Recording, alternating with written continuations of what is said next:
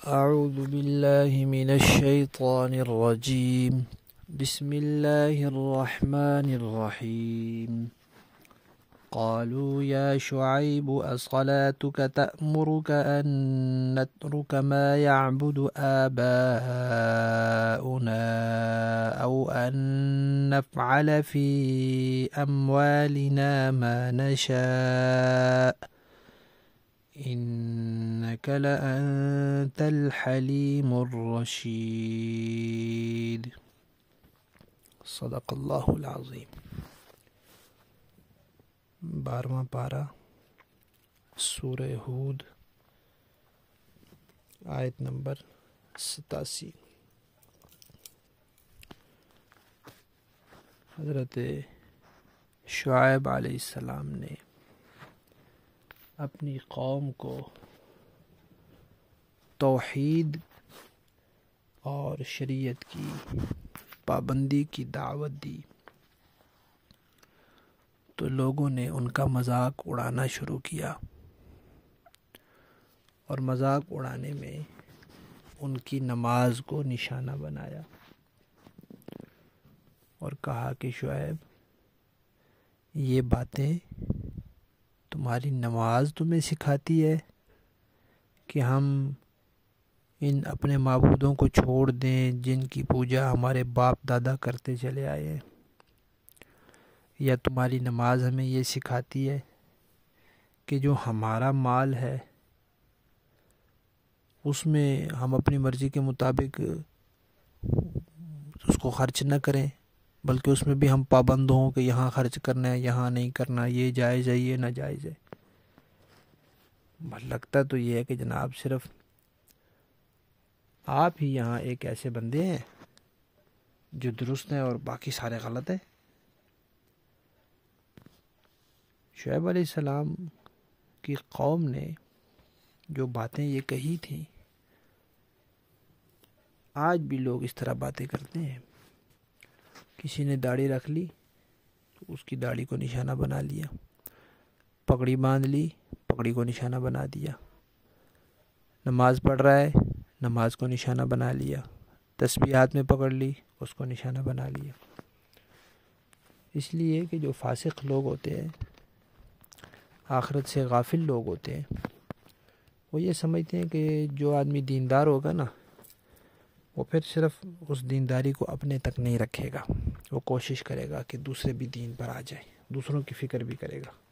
تو وہ اس کو سمجھتے ہیں کہ آ کے ہمارا سر کھائے گا، ہمارا دماغ خراب کرے گا، ہر وقت ہمارے کاموں میں ٹانگ اڑائے گا.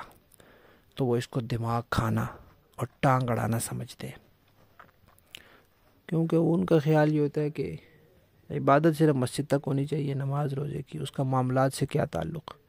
تو پھر وہ اس طرح کی چیزوں کو نشانہ بناتے ہیں. تو اللہ تعالیٰ نے فرمایا کہ یہ تمہاری کوئی روشن خیالی، یہ کوئی جدید چیز نہیں ہے.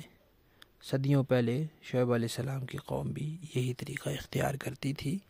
تمہارا یہ طریقہ جاہلیت کا طریقہ ہے اور اس سے بچنا چاہیے. کسی دین کی چیز کا، شعائر میں سے کسی چیز کا، نماز کا، داڑھی کا، ان چیزوں کا مذاق اڑانے سے انسان کا ایمان چلا جاتا ہے. بسم اللہ الرحمن الرحیم. نحمدہ ونصلی علی رسولہ الکریم. اما بعد.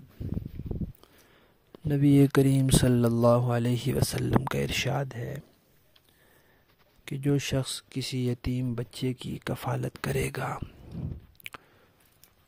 تو جنت میں وہ میرے ساتھ ایسے ہوگا جیسے 2 انگلیاں. آپ صلی اللہ علیہ وسلم نے اپنی شہادت والی اور ساتھ والی انگلی ملا کر فرمایا. یتیم کہتے ہیں اس نابالغ بچے کو جس کے صرف والد یا والدین کا سایہ سر سے اٹھ گیا ہو.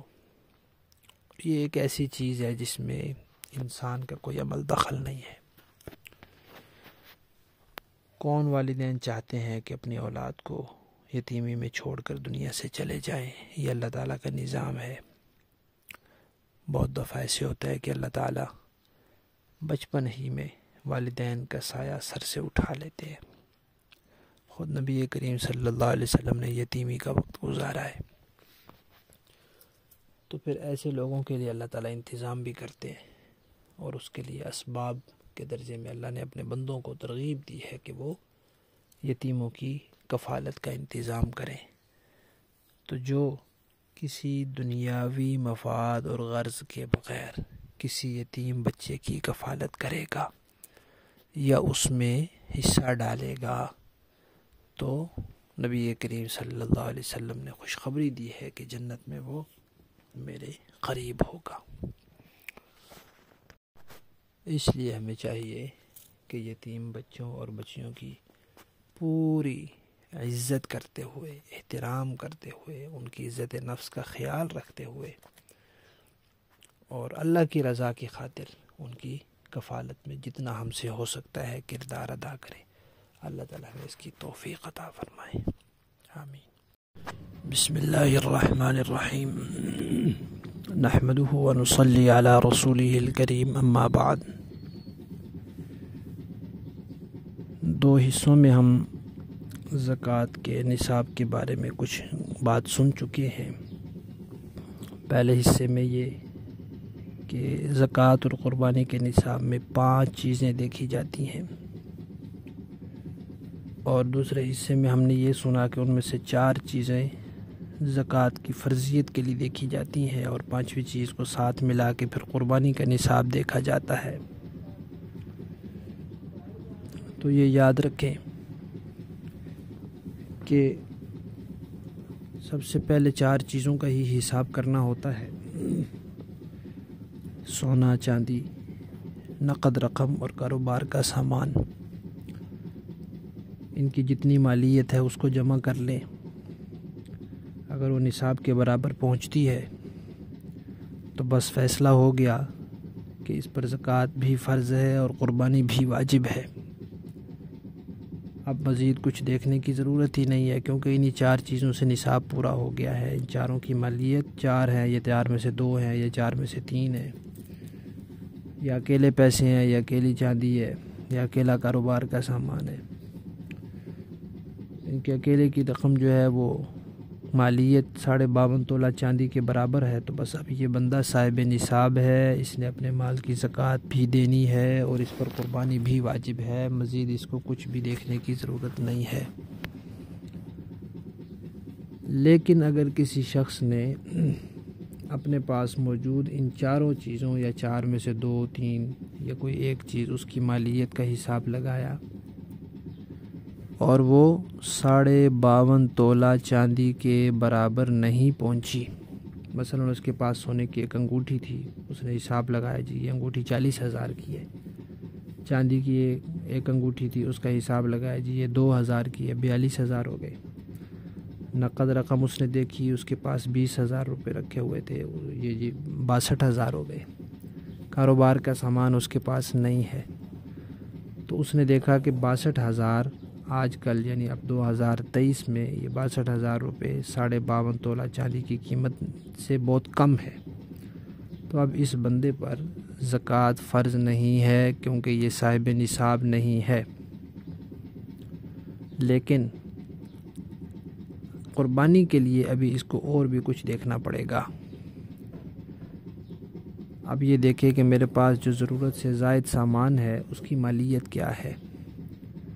اس نے دیکھا جی میرے پاس ایک واشنگ مشین رکھی ہوئی ہے جو 15-20 ہزار کی ہے، اس کو بیچ میں شامل کر لے تو 62 سے 82,000 ہو گیا۔ پھر اور دیکھ لے کہ کوئی ضرورت سے زائد چیز گھر میں رکھی ہوئی ہے، اس کی مالیت شمار کر لے، تو اب ضرورت سے زائد چیزوں کی مالیت بھی بیچ میں شامل کر کے اگر اس کی ساری مالیت 52.5 تولہ چاندی کے برابر ہو جاتی ہے تو اس پر قربانی واجب ہے اور یہ زکوٰۃ نہیں لے سکتا۔